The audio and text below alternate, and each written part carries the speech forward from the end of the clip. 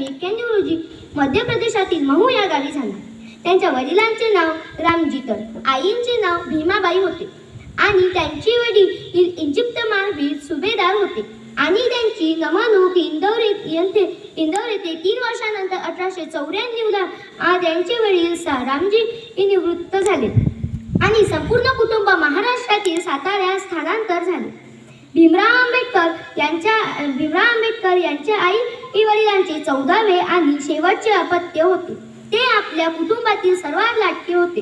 त्यांच्या जातीच्या विद्यार्थ्यांना वर्गात बसवण्याची पाणी पिण्याची परवानगी नव्हती.